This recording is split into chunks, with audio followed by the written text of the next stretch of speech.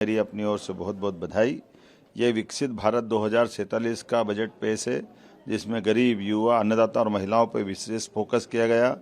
खास करके बजट की जो दिशा और लक्ष्य है, वो लक्ष्य भारत को सशक्त भारत की तरफ ले जाने का है, जिसमें आर्थिक ग्रोथ को बढ़ावा दिया गया है। सभी वर्गों के साथ जनता के कल्याणकारी योजनाओं पर विशेष ध्यान दिया गया है। खासकर भारत को बायोफार्मा हब बनाने की दिशा में विनिर्माण क्षेत्रों के लिए रणनीतिक विकास की दृष्टि से पर्याप्त धनराशि का प्रबंधन किया गया है।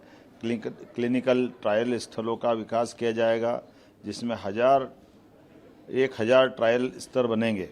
रिसर्च एंड डेवलपमेंट के आधार पर एआई के सेक्टर का बड़ा पैमाने पर राज्य के देश के विकास के साथ में हमारा मध्य प्रदेश भी आगे बढ़ेगा, ऐसे मैं उम्मीद करता हूँ।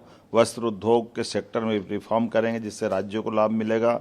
5 लाख से ज़्यादा आबादी वाले शहरों का विकास और खासकर इसके लिए 5,000 करोड़ का प्रबंधन करने का व्यवस्था की गई। छोटे शहरों में भी तीर्थ स्थलों का विकास करने का पर्याप्त ध्यान दिया गया है।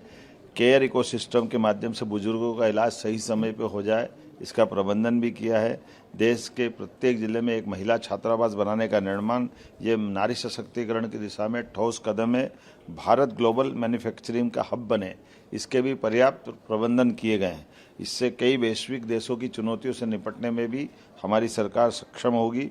गंभीर बीमारियों के लिए दवाई सस्ती करके ये सच में बड़ा काम किया है, जिसमें बीमारों के लिए कोई वर्ग का भी हो, लेकिन गंभीर बीमारियां हैं, उसका इलाज बड़ा महंगा पड़ता है। ऐसे में दवाई का सस्ती करना, माननीय प्रधानमंत्री जी को, माननीय वित्त मंत्री जी को बधाई देना चाहूँगा।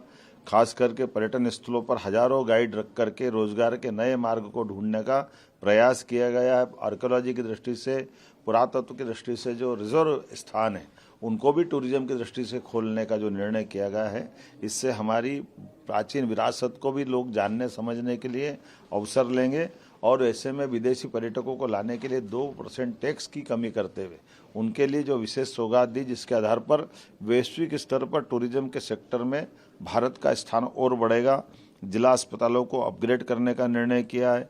इनकम टैक्स के में छोटे करदाताओं के लिए प्रक्रिया आसान की है। राजकोषीय घाटे का 4.3% का लक्ष्य मध्य प्रदेश की दिशा में निश्चित रूप से हमको लाभकारी होगा।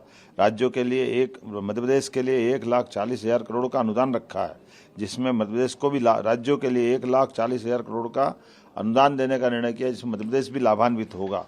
मध्य प्रदेश तो टेक्सटाइल के क्षेत्र में भी, जब पीएम मित्र पार्क का उद्घाटन हमने भूमि पूजन माननीय प्रधानमंत्री जी के माध्यम से किया था, जिसमें 3 लाख से ज़्यादा लोगों को रोजगार मिलेगा। 6 लाख से ज़्यादा कपास उत्पादक किसानों के लिए पूरा मालवा निमाड़ एक तरह से एक नई छलांग लगाने के लिए हमने पिछले समय उसका भूमि पूजन कराया। इससे इस बजट के माध्यम से वैश्विक स्तर पर कॉटन के कपड़े, रेडीमेड गारमेंट्स, सभी प्रकार के सेक्टर के लिए अनोखी और बहुत दूरगामी दृष्टि से नीतियां बनाई गई है, जिसका लाभ पूरा देश उठाएगा, मध्य प्रदेश उठाएगा। मैं अपनी ओर से, मध्य प्रदेश सरकार की ओर से, प्रदेश की 9 करोड़ जनता की ओर से आज इंदौर में मैंने इस कार्यक्रम में शामिल होकर के बजट भी सुना। बजट से जुड़े हुए विविध अलग अलग श्रेणी के विद्वानों के साथ संवाद भी हुआ, उनके विचार भी जाने, और उनने सबने एक मुक्त कंठ से एक मत होकर के बजट की तारीफ की। ये आनंद का विषय है। मेरी अपनी ओर से बधाई।